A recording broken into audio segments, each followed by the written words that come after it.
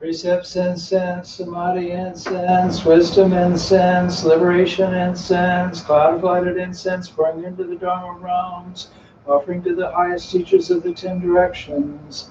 I respectfully bow to the incense cloud Bodhisattva. I respectfully bow to the incense cloud Bodhisattva. I respectfully bow to the incense cloud Bodhisattva.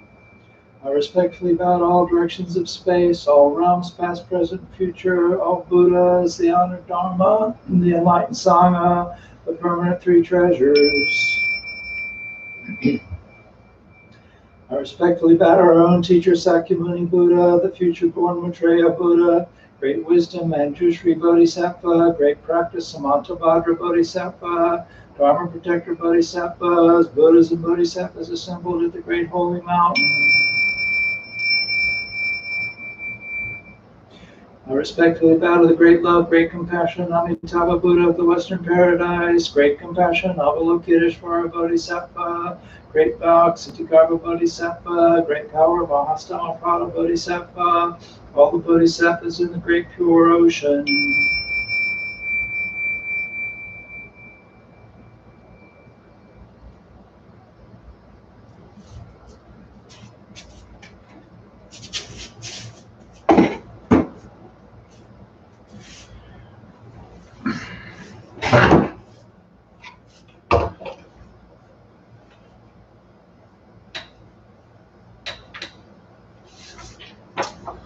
Well, good morning.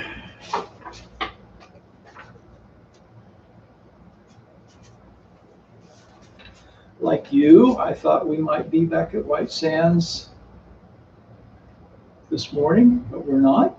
So we're here, and that's okay. Wherever we are, that's good. You know, and from what I'm hearing, we're going to be dealing with distancing and stuff for a long time. So, you know, we're here now, and that's the important thing. So I'm going to start this one off actually by reading you a short discourse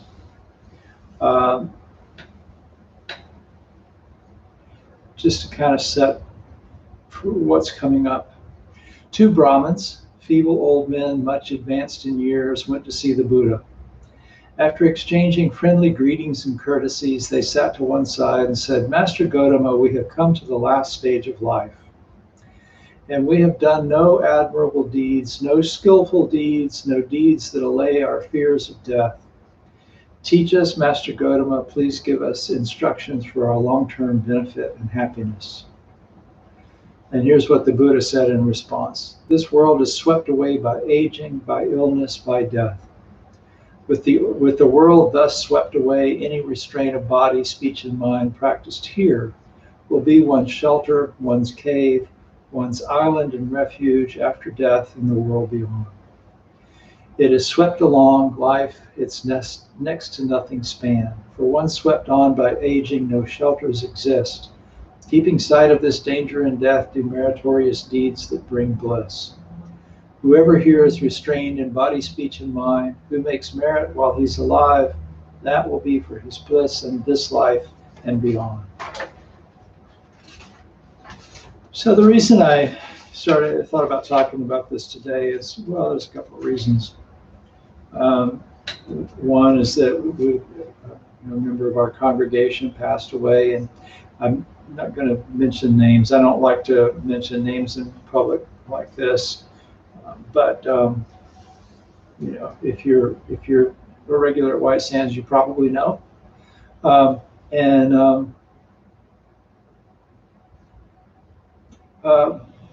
The other reason is that this question came up at Thursday night's Zoom meeting, and you know, anybody can come to those. By the way, if you're not getting our meeting notices by email, and you want to come to one of the Zoom meetings, just you know, subscribe. Go to our website and subscribe for those notices, and we'll send you the link. But this question came up about going for refuge and taking the Bodhisattva vows and things like that. And the question was, and I'm trying to kind of condense this because this came out of a longer conversation, but it was basically uh, this life is going to come to an end. And so, how do I know that what I vow to do in this life is going to continue into the next? Uh, and so, I started thinking about this afterward, and um, it was a very good discussion. But I was thinking afterward, I should probably talk once in a while about the idea of death and the deathless. And there's not one answer to these questions, right? Different traditions talk about them different ways and that sort of thing. But I'll try to put some things out there that hopefully you can pick up and make use of. And first, probably you're familiar with the TED Talks, these talks that were given at conferences on technology, entertainment, and design. There's a lot of them on Netflix and on YouTube and stuff. And so I was watching some a while back, and I happened to catch this one talk by Billy Graham. And this might surprise you, me being a Buddhist and all of that, but Graham was kind of an influence on me. And of course, he was an amazing speaker. I read sort of an autobiographical sketch of him one time, and it was talking about how many times he practiced every sermon before he actually spoke it. And it was a lot. It was like 17 times or something like that. And I don't remember the exact number, but I think it was 17. It was somewhere around there. And he had hit on that as kind of the perfect thing, where if he practiced it that number of times, it was still kind of fresh for him, but he really had it nailed down. He knew what he was going to say. I do not practice my Dharma talk 17 times. I'm lucky if I go over my outline before I give one, but we kind of have a little different expectation in Buddhism than they did in his day as a Baptist preacher. But at any rate, he was an amazing speaker, and I suspect that listening to him while I was growing up had some influence on the choices that led me to becoming a Buddhist minister and later a Zen monk. I'm not sure how he would feel about that. Anyway, his talk, this particular talk that he was giving on the TED Talk, centered around King David. And if you're familiar with the Judeo-Christian tradition, you know who that is. And he pointed out that much of David's spiritual life was motivated by his recognition of three problems and his desire to find the solutions to these problems. And the first was the problem of human evil, and the problem of human suffering, and the problem of death. So David was a great king, but he realized that even with all of his wealth and power, that he was subject to suffering and death. And does this remind you of anyone? Sure, it's a lot like Gautama, who was this young Sakyan prince who recognized this similar conundrum. He was raised in luxury and power, but he realized that he and his loved ones were also subject to the cycle of life and death. And so we could see issues like suffering and death as medical problems or scientific problems or legal problems, but as Graham pointed out, David saw these as spiritual problems. And so he sought spiritual solutions for them, turning to his faith for answers. And likewise, we're told that amid Gautama's angst over his realization that he was subject to illness, old age, and death, and so were his wife and child and father and so on, he saw a holy man who seemed to have transcended all the suffering. And so he realized at that moment that suffering was a spiritual problem, and he determined to seek a spiritual solution to it. And so for the Buddha, seeking the deathless state of nirvana really began with this realization of the inevitability of death. And for us, recognition of death as a part of life is also a first step in awakening to the spiritual life. So it would be helpful to talk about what Buddhists believe about death and the afterlife, but it's not real simple. There's not an easy answer that applies to everything. Even the Buddha himself gave different answers to these questions depending on who was asking the question, and he sometimes refused to answer the question altogether. So there's an answer, but to get to it requires us to ask another question, which is, what is a self? In other words, what is it that dies? So we think of a self as what we think of as me as a self is an aggregate of physical form and formless things that make up mind and mental processes. So there's this body, and then there's sensations, perceptions that come to us via the senses. There are ideas and memories and various thoughts, and there's awareness of all of these things. And none of those things are a self as such. You need to have all of it in order to have a self. So when the Buddha was alive, one of the prevailing views compared the self to a caterpillar that crawled from one blade of grass to another.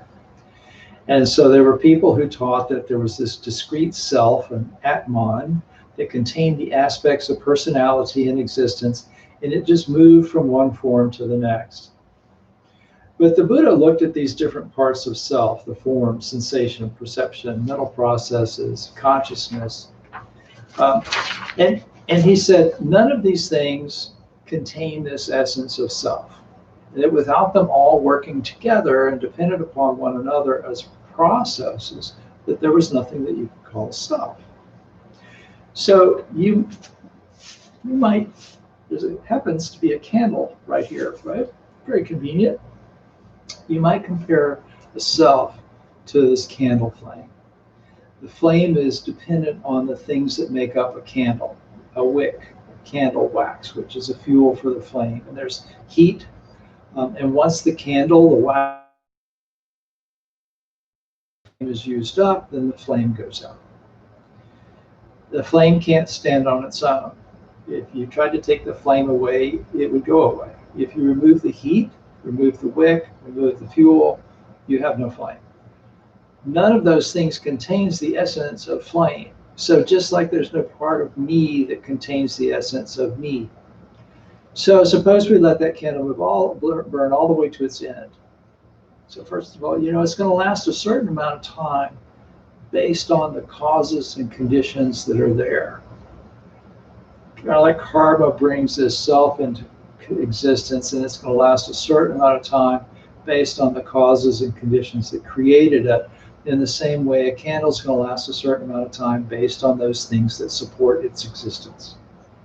And so if we let that candle burn almost to the end, and then just as the flame is about to sputter and go out, we light another candle from it. The flame doesn't jump from one candle to another. You could light 1,000 candles from one flame, and the flame is never diminished, right? So what happens instead is that the heat from one flame becomes part of the causes and conditions for the next flame.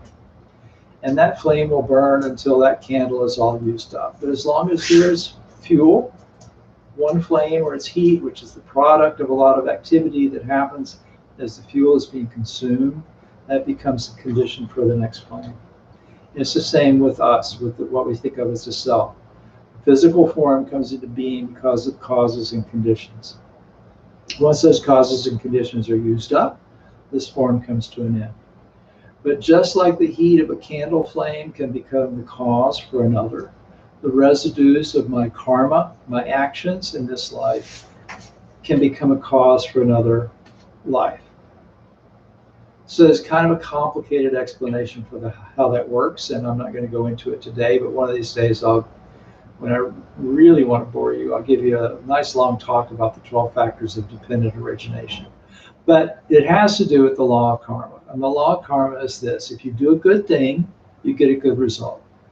You do a bad thing, you get a bad result. It's pretty simple, straightforward cause and effect. So strictly speaking, karma is not a fact. You can't see it empirically, but you can put it to the test, and when you do, you'll probably get enough evidence for it that you can kind of take it on faith. So when I was going through the Bright Dawn ministry program, one of my fellow students made the comment one night that he was having trouble with the whole karma thing. He said he wasn't sure he believed in it. And Reverend Kabose said, well, I understand that. And then he compared karma to gravity. And I think that's a good analogy. So we could say that the law of karma is to spirituality what the law of gravity is to physics. Neither of them are facts. They can't be seen through empirical means. You can't see gravity. But they can be tested, and they prove to be pretty good predictors of what's going to happen. So karma is kind of a spiritual theory in the sense that gravity is kind of a scientific theory. So to my fellow student, Kubose, they said, well, you don't have to believe in karma. You don't have to believe in gravity. But I wouldn't ignore its effects if I were you. Right? So it's kind of the same thing with karma. You don't have to believe in it, but it's a pretty good predictor. And so you probably don't want to ignore its effects. The effect of negative karma on consciousness is a tendency to cling. So just like the heat of a candle flame clings to the fuel that comes along, and then that will take form as another flame, the heat from past unskillful actions, bad karma, will cling to the fuel that it encounters and eventually take new form. And the shape of these past actions will determine what shape the new form takes. So this is, I mean, a good way to look at that would be, for example, if you spent your life as an addict, indulging in whatever you found, sensually pleasing, but never getting enough of anything, then you might take the form of a hungry ghost, which is never satisfied. No matter how much you eat, you never get enough.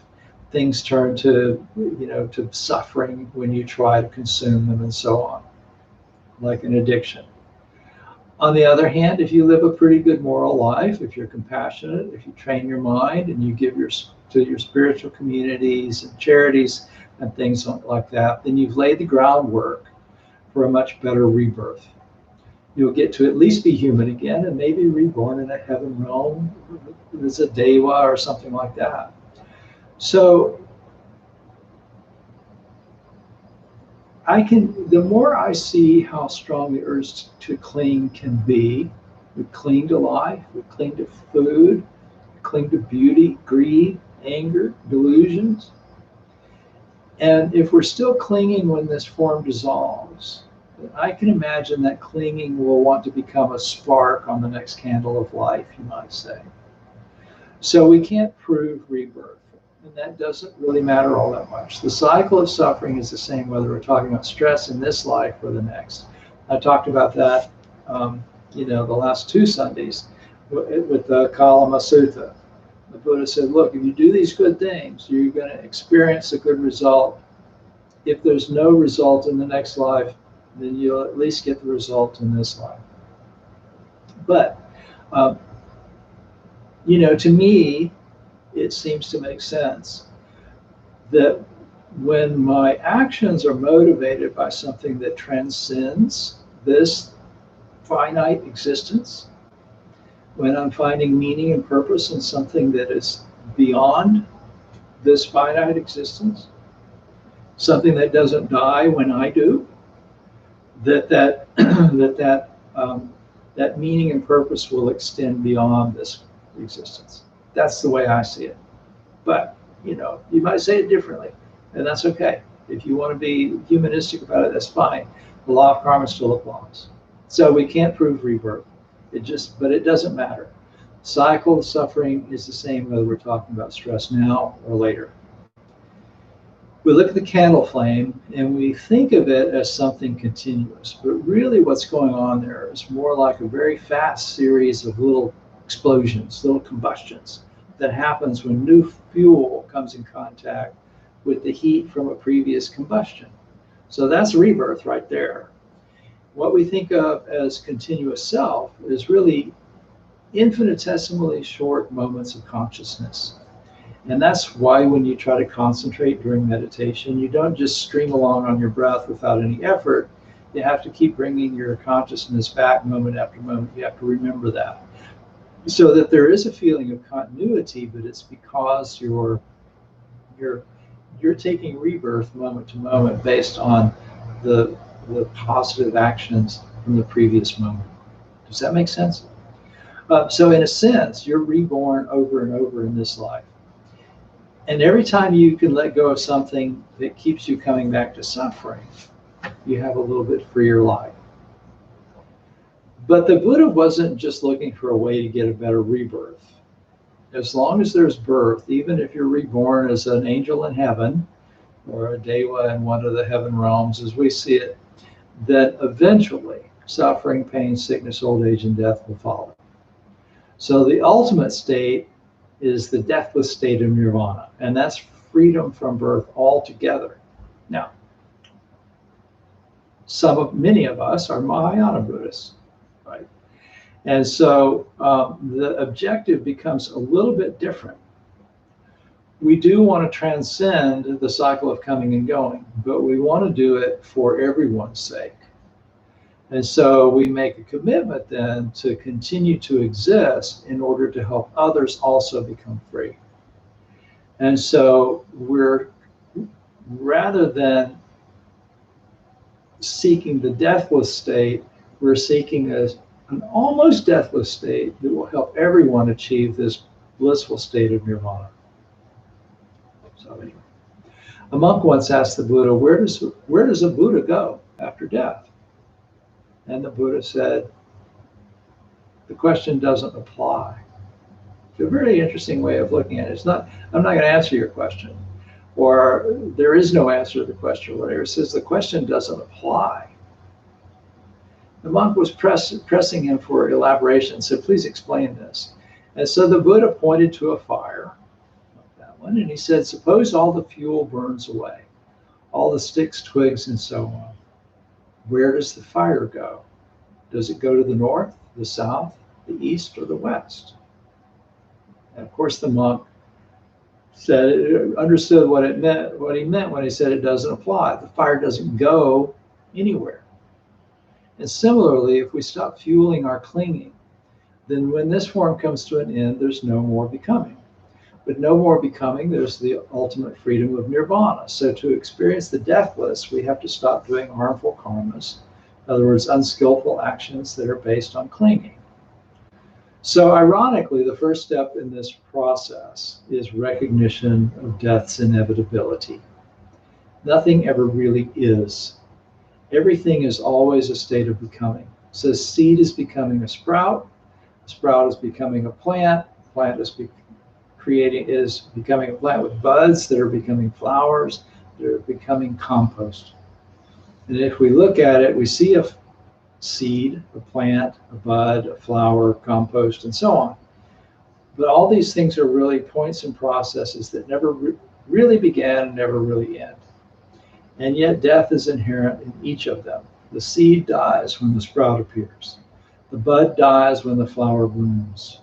When we accept that death is a natural part of life, and when we realize that this process goes on and on over and over, then we can use that knowledge to help us awaken. So there are a lot of examples in Buddhist scripture of people who awakened after realizing the depth and breadth of this cycle of life and death. There was a woman named Patachara, and through this bizarre series of accidents that I won't go into, she lost her entire family. And within the space of a few days, one right after the other. And she went crazy. And the Buddha encountered her wandering half naked, insane, scorned by others, and made an outcast. And here's what he told her. He said, Patachara, don't be troubled. This is not the first time you have wept over the loss of a husband. Not the first time you've wept over the loss of parents or children or brothers. Through round after round of existence, you've lost countless loved ones and shed oceans of tears. And as he spoke, her grief began to subside. By the time he finished talking, she had reached the first stage of enlightenment, stream entry. And she went on to become an arahant, fully awakened, fully liberated being. So when we lose a loved one, or go to a funeral of a friend, or observe the passing of someone who's been important in our lives, that event can offer us a glimpse of the cycle of life and death. and remind us how precious this life is and how important our spiritual life should be to us. It should be a reminder that this is a spiritual problem and that our task is to find the spiritual solution. We don't have to wait around for death to come along to remind us of its existence. Every time we breathe in, that's rebirth. Every time we pass away, that's rebirth. Or every time we breathe out, we pass away. Sorry. We can remind ourselves that we reside in this cycle of life and death every time we meditate. The Buddha would often talk to his monks about the importance of this mindfulness of impermanence, really. In one of these discourses, he starts out by telling a group of monks that meditating on death bears great fruit. He says it gains us a footing in the deathless, it has the deathless as its final end.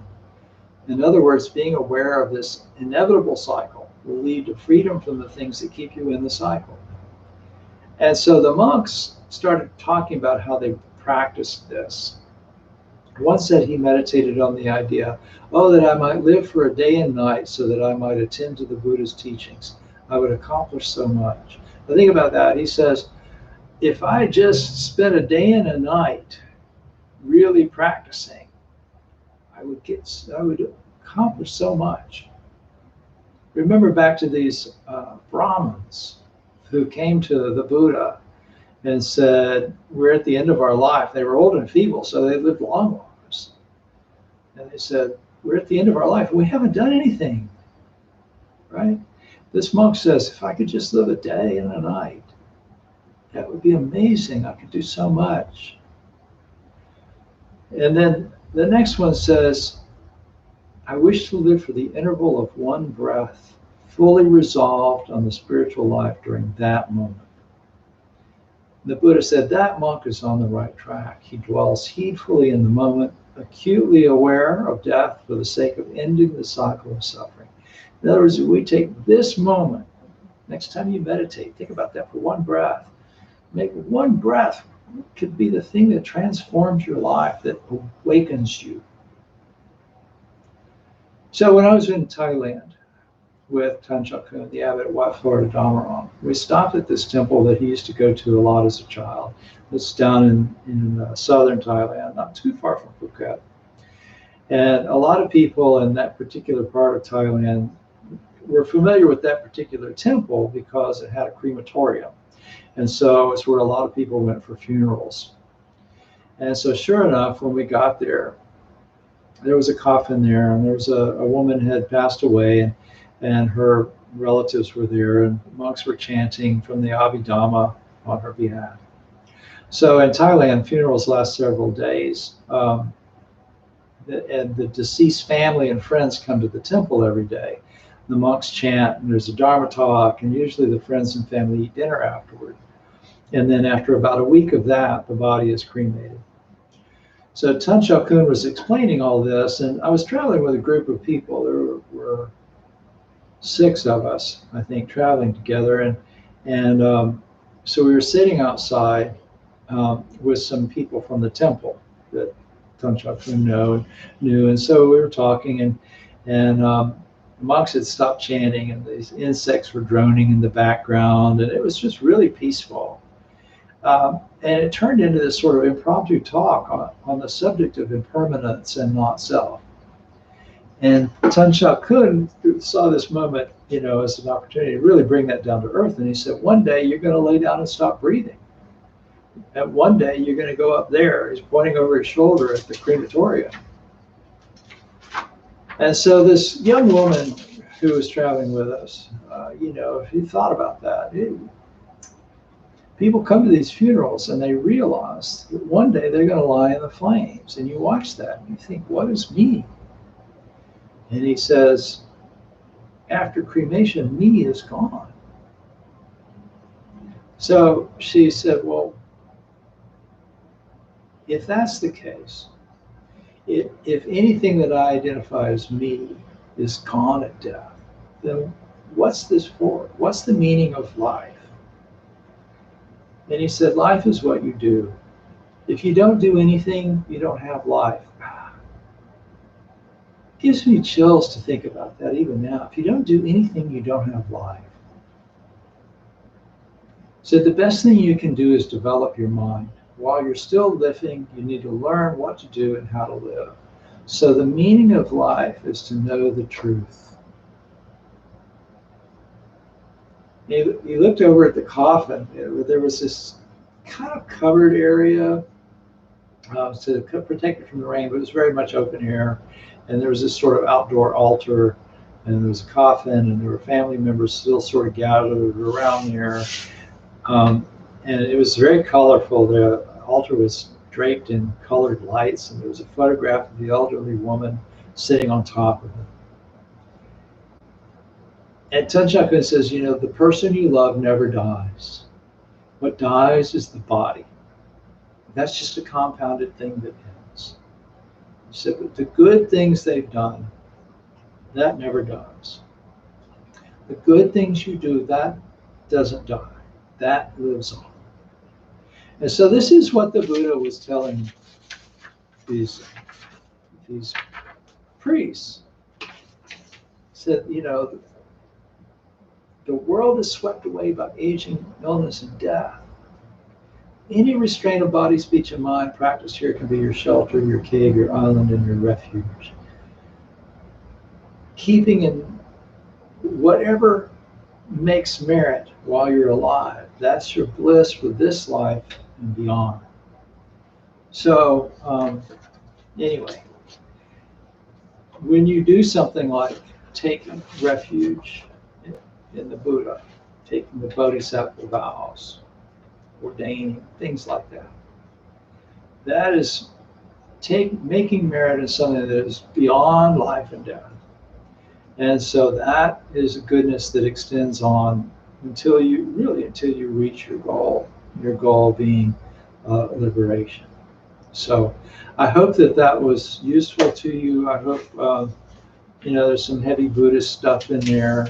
If you're not particularly interested in Buddhism, if you're more humanistic, looking for, day-to-day ways to live happier life, I hope there's something in there that you found useful.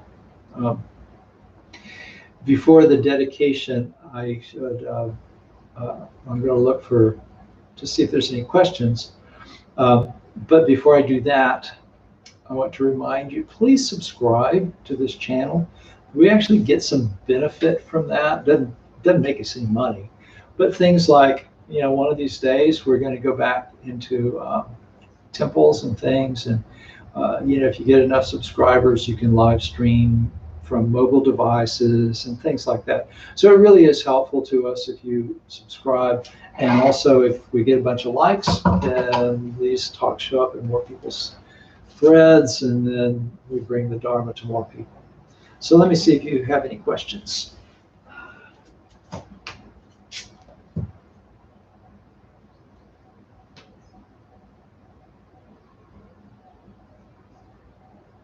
Okay. Well, I see some thank yous and some hearts, which I presume means that you liked it. So that's good. That's why I do this. So we'll do the dedication now.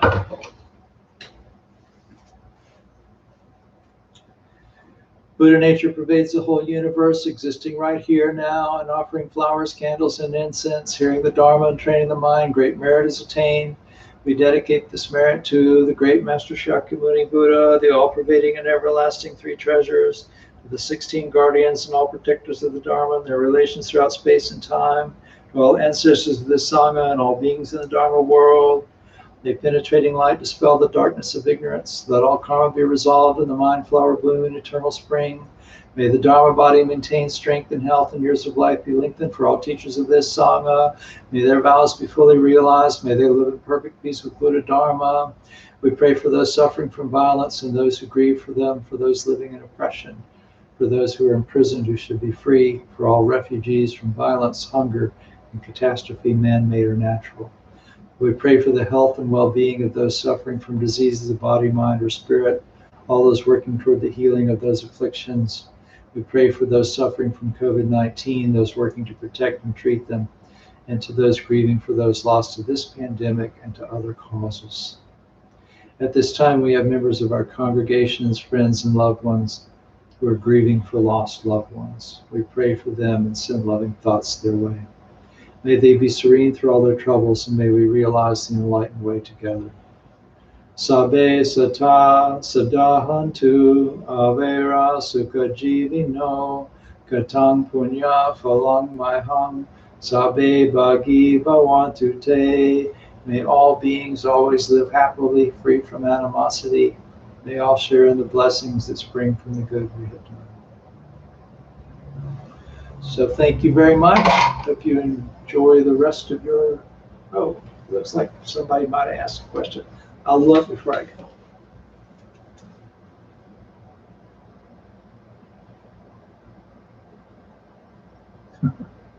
All right. Okay. No more questions. Anyway, thank you very much. I hope you enjoy the rest of your weekend. Be safe, and I will see you again Wednesday. Move the dog out of the way, and I can do my boss.